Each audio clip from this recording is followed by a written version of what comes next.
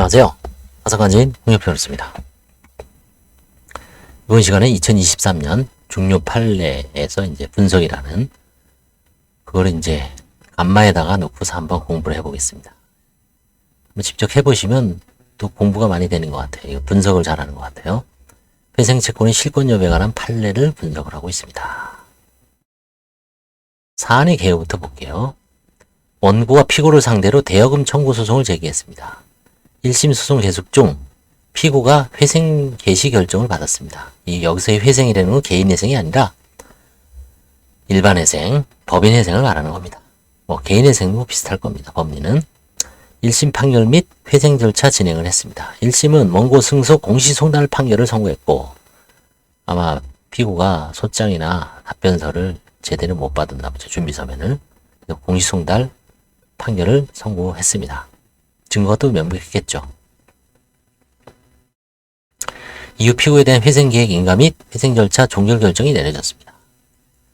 당연히 이제 원고는 누락됐겠죠. 관리인인 피고는 원고의 대여금 채권을 채권자 목록에 기재하지 않았습니다. 원고도 회생 채권을 신고하지 않아 인가된 회생계획에 위 대여금 채권이 기재되지 않았습니다. 누구의 잘못이 클까요? 일단 피고가 더 잘못이 있다고 봐야 됩니다.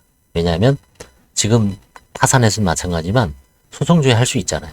그러면 1심 딱 나오죠. 그러면 최소한 놓고서 아니면 그 항소심에서 이제 다투든지 회생채권 회생채권 확정이소를 제기하든지 해야 되는데 그걸 하지 않았습니다. 아니면은 적극적으로 부탁을 해야죠. 야, 내가 지금 너 기분 나쁘지만 신고 좀 해달라. 너가 판결이 있으니까 신고해달라. 거기서 이제 판결이 있는 거는 재심을 해야 되죠. 그래서 만만치는 않습니다. 일단 그렇게 해야 됩니다. 관리인인 피고는 원고의 대여금 채권을 채권자 목록에 기재하지 않았고 원고도 회생 채권을 신고하지 않아 인가된 회생계획에 이 대여금 채권이 기재되지 않았습니다. 피고는 항소심에서 원고의 대여금 채권이 실권되었다고 주장했으나 원심은 실권되지 않았다고 판단했고 대법원은 상고를 기각했습니다.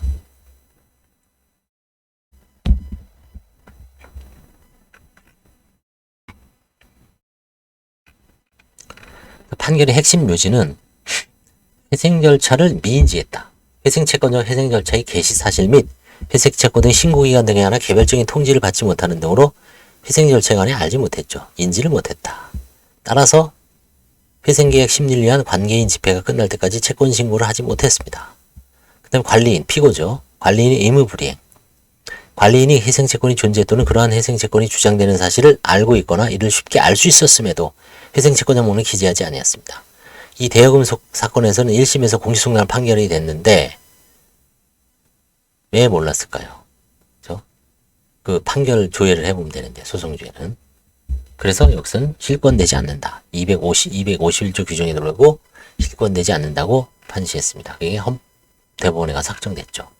헌법적 근거는 적재산권 보호, 과잉금지, 적법 절차 원리입니다. 대법원은 회생채권자의 권리가 실권된다고 해석하는 것은 회생채권자로 하여금 회생 절차에 참가해 자신이 권리 실현 여부에 관해 대응할 수 있는 최소한의 절차적 기회를 박탈하는 것으로서 헌법상의 적법 절차 원리 및 과잉금지 원칙에 반해 재산권을 침해하는 것으로 허용될 수 없다. 이 세 가지입니다. 재산권 보호, 적법 절차, 과잉금지, 재산권 보호. 그렇죠? 리딩 케이스는 2011년에 이미 나왔습니다. 2011 그 256 결정입니다. 당시 채무자에 대한 회생 절차 개시 당시 이미 채권자가 채무자를 상대로 손해배상 채권을 주장하며 소송을 제기한 상황이었습니다. 근데 관리인이 누락했습니다. 그 손해배상을 인정하고 싶지 않아서 그런 거겠죠. 관리인이 이 채권을 목록에 기재하지 않고 채권자에게도 회생 절차 관련 서면이 송달되지 않았습니다. 그러니까 채권자 입장에서는 알 수가 없죠. 근데 그 다음에 회생법원이 회생계획안의 심리위한 관계인 집회가 끝난 후에야 이뤄진 뒤늦게 알고서 이제 추한 신고를 했지만 추한 신고도 각하해버렸어요. 그래서 대법원은 이 결정에서 미인지, 관리인이 의무불이행 이 두 가지 이유로 실권되지 않는다라는 법리를 최초로 확립한 게 2011 그 256 결정입니다. 그 다음에 이제 2024-82439 판결이 이제 두 번째 판결입니다. 후속 판례. 사안에서는 이제 공동불법행위입니다. 공동불법행위. 공동불법행위로 손해배상 책임 원인은 회생 절차 개시 전에 당연히 있죠. 그 전에 뭐 이제 두 사람이 한 사람을 예를 들어서 때렸다. 공동불법행위죠. 그래서 각 이제 연대에서 하면 1,000만 원의 책임이 있는데 공동불법행위 중 1인이 다른 공동불법행위자 채무자에 대한 회생계획 인가 후에야 공동면책이 변제. 인가 후에 이제 한 사람이 변제를 해버린 겁니다. 자기가 1,000만 원 다 갚아버린 거죠. 그럼 500씩 500씩 나눠야 되죠. 500은 내가 이 사람한테 부상권이 행사할 수 있죠. 그래서 구상금 채권의 회생 채권자는 회생계획의 심리랑 관계인 집회가 끝나기 전에 서명결의 결정이 있기 전에 참가할 것을 기대하기 어렵습니다. 왜냐하면 이미 끝나고 그 소송이나 이런 게 뒤늦게 끝났기 때문에 절차에 참여하기가 기대하기 어렵습니다. 그래서 비록 신고기간에는 신고를 하지 않았다고 하더라도 이 사건에서 2014-82439 판결에서 실권되지 않는다고 판결을 했습니다. 이 판결은 채권자가 신고기간 내에 회생 절차에 참가할 것을 기대할 수 없는 사유가 있는 사안에서 채권이 실권되지 않는다는 법리를 확장 적용한 중요한 사례이다. 확장 적용한. 그죠?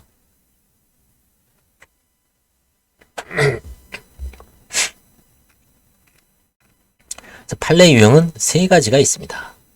제116 유형은 관리인이 규칙 사유 있는 누락과 채권자의 규칙 사유 없는 미참가 사안입니다. 두 번째는 채권자가 신고기간 내에 회생 절차에 참가할 것을 기대할 수 없는 사유가 있는 사안. 대상 판결은 1유형에 해당된다. 아까 그 대여금 청구 한 다음에 공시송달, 그 다음에 항소 중에 이제 이미 다 회생 계획이 끝났을 때 관리인이 규칙 사유 있는 누락이죠. 소송이 있었으면 분명히 체크를 했으면은 당연히 공시송달 판결을 넣을 수 있었음에도 불구하고 안 넣은 거죠. 못 넣은 실수한 거죠. 결국은 회생채권의 실권여부가 판례되는 크게 두 가지 유형으로 1, 2유형으로 나뉘는데 첫째는 관리인이 규칙사유가 있는 경우고 두 번째는 채권자가 신고기간 내에 참가를 기대할 수 없는 경우이다. 그렇죠? 이렇게 분류를 한다. 관리인의 의무와 책임, 채권조사 의무가 있습니다. 관리인은 채무자의 모든 채권관계를 적극적으로 조사해야 됩니다. 이게 지금 법인 회생, 일반 회생에서의 사안이지만 파산, 도산에서 마찬가지죠. 특히 일반 회생, 법인 회생과 개인 파산, 법인 파산은 거의 비슷합니다. 채권 신고도. 개인 회생하고는 완전히 다른 제도입니다. 그렇기 때문에 특히 이 회생에서 이 리딩 케이스는 파산에서 파산 채무자가 아주 눈여겨봐야 할 판례라서 제가 소개하는 겁니다. 채권 조사 의무가 있습니다. 그렇죠? 최근에 제가 누락 채권에 대해서도 한 사건을 한 2개 정도를 지금 하고 있는데요. 이것도 지금 리딩 케이스죠. 이 사안이 가장 되게 중요하죠. 관리인은 채무자의 모든 채권 관계를 적극적으로 조사해야 됩니다. 채권자 목록 작성할 의무가 있죠. 알고 있거나 쉽게 알 수 있는 채권을 목록에 기재해야 됩니다. 특히 판결문이 있다는 거는 변명이 안 되는 것 같아요. 판결이 있는데 기재 안 한 거는 변명의 여지가 없습니다. 통지 의무, 채권자에게 회생 절차 개시 및 신고기간 등을 적절히 통지해야 합니다. 그래서 대상 판결은 2023년 판결은 관리인의 채권자 목록 작성 의무를 강조하고 있습니다. 관리인이 채권의 존재를 알고 있거나 쉽게 알 수 있었음에도 채권자 목록에 기재하지 않은 경우 그 채권자가 회생 절차에 참여할 기회를 박탈당했다면 해당 채권은 실권되지 않습니다. 이는 관리인이 성실한 직무 수행을 촉구하는 의미도 있습니다. 채권자의 보호의 법리를 다시 한번 이거는 이제 반복하는 거죠. 회생 절차 신뢰성 확보, 재산권 보호, 절차적 정의. 최종적으로는 판례 유형은 크게 2가지가 있죠. 3가지 유형으로 발전했다. 좀 올리겠습니다.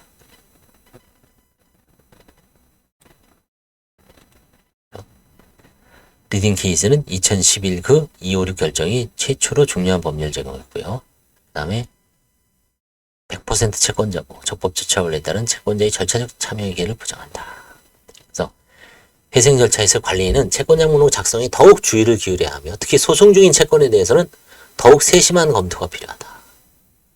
채권자 입장에서는 회생 절차 개시 사실을 알게 된 경우 신속히 채권 신고를 해야 하지만 통지를 받지 못한 경우에도 일정한 요건하에 권리가 보호될 수 있음을 알 수 있다.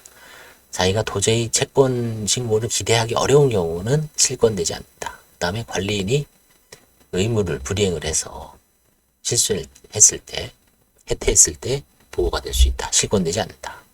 대법원이 이러한 판례는 회생 절차의 효율성과 채권자 보호라는 두 가지 가치를 균형 있게 보호하는 발전으로 조화시키는 방향으로 발전하고 있으며 향후 실무에서도 중요한 지침이 됐다. 그렇죠? 그래서 관리인의 작성 의무, 채권자 목록 작성 의무가 있고요. 그 다음에 채권자가 도저히 참여를 기대할 수 없는 경우에는 실권되지 않는다.